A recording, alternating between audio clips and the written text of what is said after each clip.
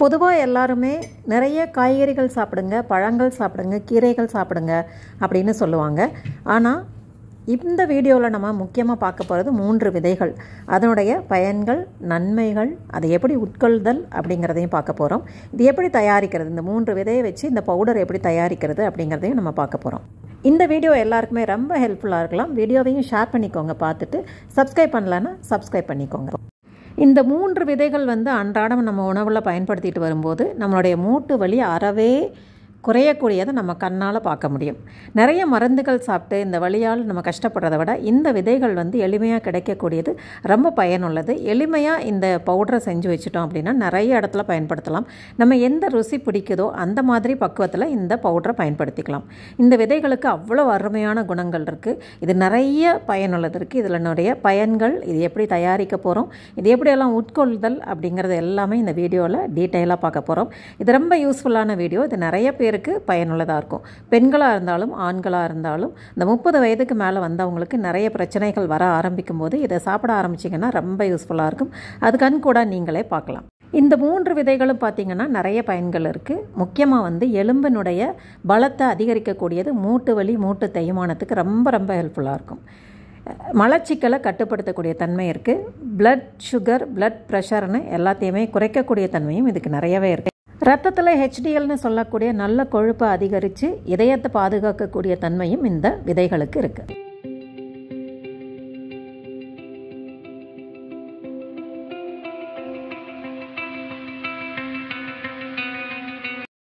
அந்த 3 விதைகள் என்ன, அதனுடைய அளவுகள் என்ன, இந்த பவுடர் எப்படி தயாரிக்கிறது, எப்படி பயன்படுத்துறது அப்படிங்கிற விபரம் பார்த்துடலாம். முதல்ல பரங்கி விதை. பரங்கி விதை ஒரு 30 கிராம் எடுத்துக்கோங்க. எல்லாத்தையும் சம அளவு எடுத்துக்கலாம். ஆளி விதை வேணும்னா கொஞ்சம் அதிகமாக எடுத்துக்கலாம். ஃப்ளாக்ஸ் சீட்ஸ்னு சொல்லக்கூடிய ஆளி விதை. பரங்கி விதை சும்மா சாப்பிட்றதுக்கே ரொம்ப சுவையாக இருக்கும். பரங்கி விதையில் எக்கச்சக்கமான நன்மைகள் இருக்குது. இது பூசணி விதை அப்படின்னு சொல்லுவாங்க. இது சும்மா அப்படியே எடுத்து சாப்பிட்டிங்கன்னாவே அவ்வளோ டேஸ்ட்டாக இருக்கும். சின்ன குழந்தைங்க எல்லாமே பரங்கிக்காயில் இருக்க அந்த விதைகள் உரித்து சாப்பிட்ற பழக்கம். அதுபோல் இப்போ பரங்கி விதை இந்த மாதிரி கிடைக்கிது, அதையும் பயன்படுத்திக்கலாம். அடுத்ததாக ஆழி விதை. ஆழி விதையும் 30 கிராம் எடுத்துக்கலாம். சம அளவில் பயன்படுத்தலாம். ஆளி விதை வேணும்னா அதில் ஒமேகா 3 நிறைய இருக்குது. அதனால் நிறைய நன்மைகள் இந்த ஆளி விதையில் இருக்குது. ஒமேகா 3 எக்கச்சக்கமாக இருக்கிறதுனால இதை அன்றாடம் பயன்படுத்தலாம் அப்படின்னு சொல்கிறாங்க. இப்போ ஆளி விதையில் ஒரு 30 கிராம் எடுத்திருக்கேன். அதே போல் அடுத்ததாக நம்ம சியா சீட்ஸ்னு சொல்லக்கூடிய சியா விதைகள். இது குட்டி குட்டியாக இருக்கும். இதை அப்படியே தண்ணியில் ஊற வச்சுட்டு சாப்பிட்லாம். நம்ம இந்த மாதிரி பக்குவத்தில் சாப்பிடும்போது சுவை நல்லாவே இருக்கும். இது ஊற வச்சிங்கன்னா நல்லா பெருசாக வரும். அதனால் இந்த சியா சீட்ஸும் 30 கிராம் எடுத்துக்கிறேன். எல்லாமே சம அளவாக எடுத்துக்கோங்க. இது ட்ரை ரோஸ்ட் பண்ண போகிறோம். பேனை சூட் பண்ணிக்கோங்க. நீங்கள் சம அளவு எடுக்கும்போது நான் இந்த ஆளி விதை மட்டும் கோபுரமாக அளந்திருக்கேன். பாக்கி எல்லாமே சமமாக அளந்திருக்கேன்.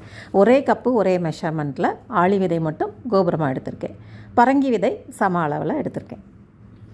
அதே போல் சியா சீட்ஸும் பார்த்திங்கன்னா சம அளவில் எடுத்துக்கோங்க. இது எல்லாத்தையுமே பேனில் எந்த ஒரு நெய், எண்ணெய் எதுவுமே சேர்க்காமல் ட்ரை ரோஸ்ட்டு தான் பண்ண போகிறோம். இது ரொம்ப வேக விடவும் கூடாது, ரொம்ப வறுத்துடவும் கூடாது. இது கை பொறுக்கிற சூடு வர வரைக்கும் மிதமான தீயில் ஒரே மாதிரி வறுத்து எடுத்துக்கோங்க. வறுத்துட்டோன்னா அந்த பச்சை வாசம் போயிடும், நல்ல மணமாக இருக்கும். சாப்பிட்றதுக்கும் கொஞ்சம் சுவை கூடுதலாக இருக்கும். அப்படியே ராவாக சாப்பிட்றத விட இந்த மாதிரி லைட்டாக வறுத்துட்டு சாப்பிட்டோன்னா நல்லாயிருக்கும், ரொம்ப சுவையாக இருக்கும்.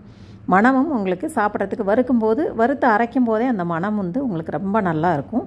அதனால் லைட்டாக வறுத்து ஆற வச்சுக்கலாம். இந்த விதைகள் 3க்கும் எக்கச்சக்கமான நன்மைகள் இருக்குது. நம்ம ஏற்கனவே சொன்னது போல் இது ரொம்ப நல்லாயிருக்கும், சுவை அட்டகாசமாக இருக்கும். இது நல்லா ஆறினதுக்கு அப்புறம் மிக்ஸி ஜாரில் சேர்த்துட்டு அரைச்சிக்கலாம். அரைக்கும்போது ரொம்ப நேரம் அரைச்சிடாதீங்க. ரொம்ப நேரம் அரைச்சிங்கன்னா எண்ணெய் விட்டுட்டு வர ஆரம்பிச்சிடும். அதனால் பல்ஸில் வச்சுட்டு மெதுவாக அரைச்சி நல்லா குருணை மாதிரி ரொம்ப நைஸாக இல்லாமல் எடுத்துக்கோங்க. அப்போ தான் சாப்பிட்றதுக்கு நல்லாயிருக்கும். ரொம்ப நைஸாக ஆகிடுச்சுன்னா சாப்பிடும்போது உங்களுக்கு ஒரு மாதிரி வழுவழுப்பு தன்மை இருக்கும். அதனால் குருணையாக அரைச்சி எடுத்துக்கோங்க. இப்போ நான் குருணையாக அரைச்சி எடுத்துட்டேன். இந்த பவுடர் எப்படி பயன்படுத்துறது அப்படிங்கிற நிறைய விதம் இருக்குது. நான் ஒன்று ஒன்றா சொல்கிறேன், நீங்கள் ஃபாலோ பண்ணிக்கோங்க. இந்த சுவை எதில் பிடிக்குதோ உங்களுக்கு அந்த ஃபார்மில் நீங்கள் பயன்படுத்திக்கலாம். இந்த பவுடரை நீங்கள் பாட்டிலில் சேர்த்து வச்சுக்கலாம். சாப்பிடக்கூடிய அளவு ஒரு நாளைக்கும் ஒரு ஹீப் டீஸ்பூன், 1 அல்லது 2 ஹீப் டீஸ்பூன் வரைக்கும் சாப்பிட்லாம்.